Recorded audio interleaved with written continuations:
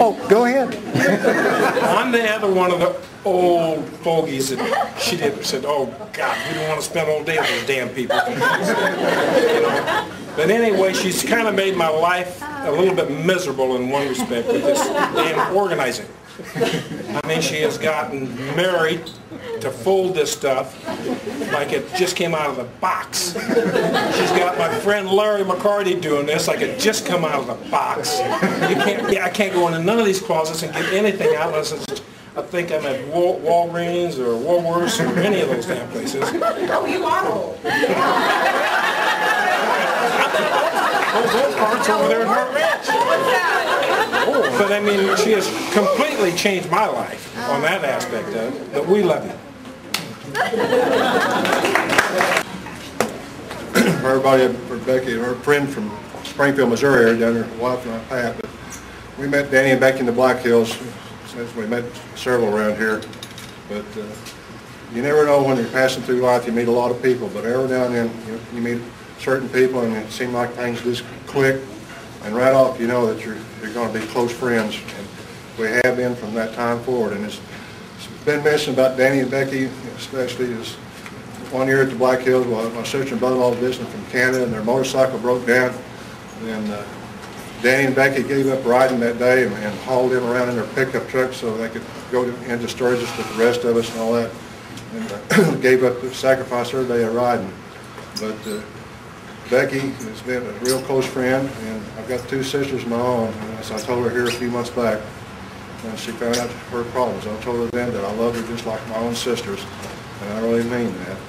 And I had Pat remind me of you this weekend. We were down in the Boot Hills running on a motorcycle. And Becky, you know me, when I get in the curves down in them hills, the throttle hand gets a little heavy sometimes going through the curve. It just can't be helped. Pat got on through this weekend. We pulled in and stopped. Says, I'm going to pull a Becky on you, Larry, if you don't slow this thing down. We love you, kid. We're here for you.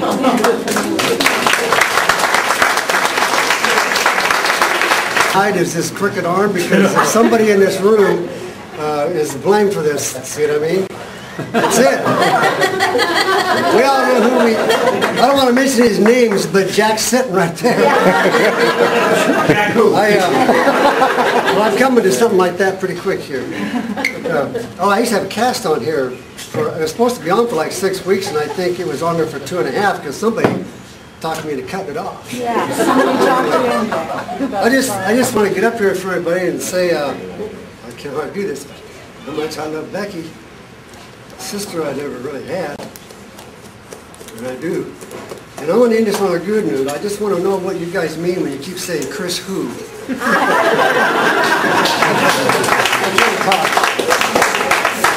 All right. I've known the Showans for the better part of 31 years. I was on the block first, and then they moved in.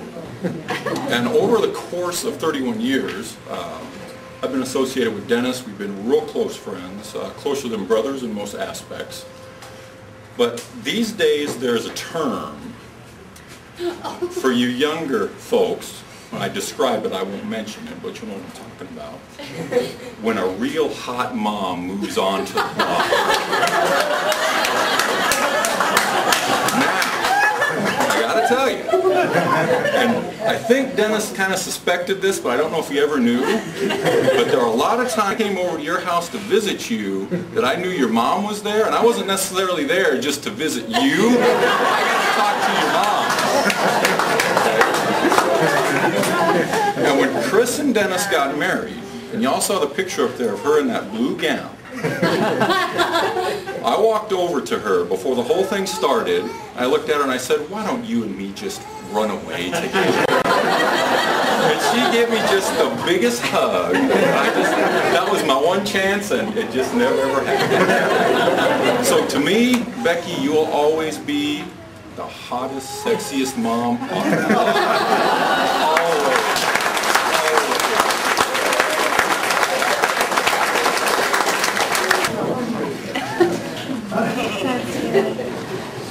For those of you that don't know me, I'm Becky's daughter-in-law.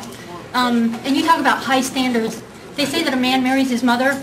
it's not true. Because I'm probably the most disorganized person I've ever met.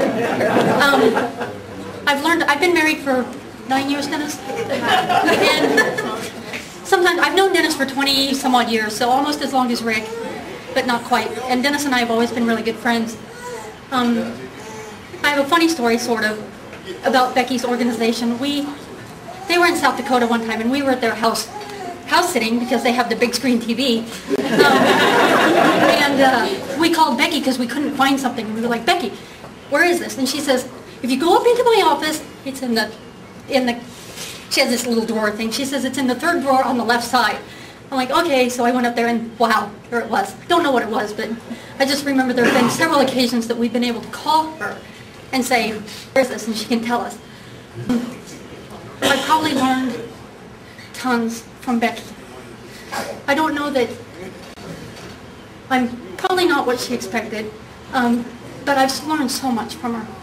I'm really sad because I think there's a lot more that I could learn. Becky and Danny are an example for everybody. I mean, they were kids when they got married. Sometimes he's still a kid, but... and Dennis isn't far from the tree. Becky always says that Dennis got his brains from his dad because she still got hers. But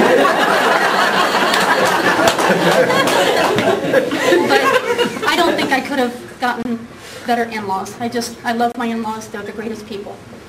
And I love Becky.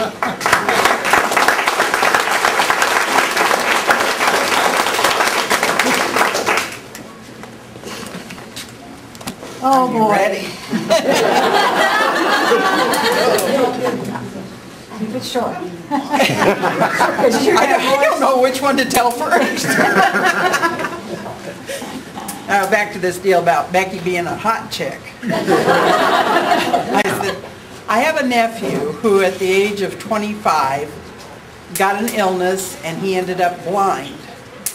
Well, Becky and Danny and Jerry and I, we were camped, and when my sister came, she had her kids with her, which included my nephew, and we invited them to come to our campsites and we were going to have a picnic.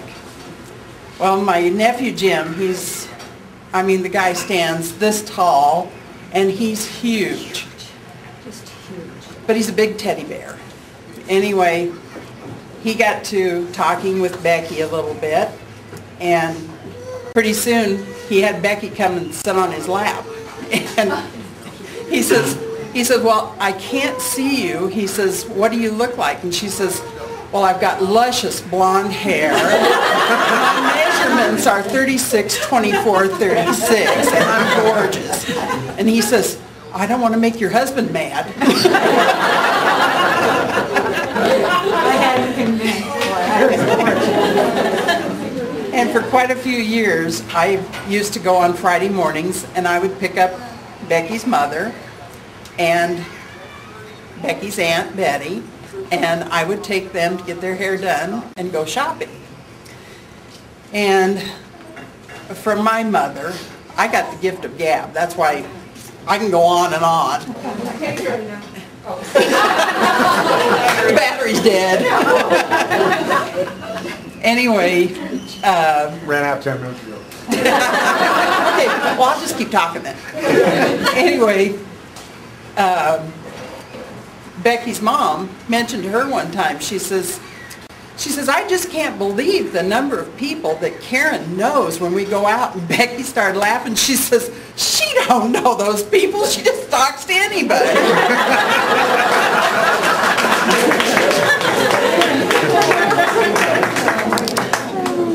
We campered one time and didn't get probably 5 steps away from our original spot. I looked around, we'd already lost her. I told Danny, I said, Karen's found her first victim. Oh, yes.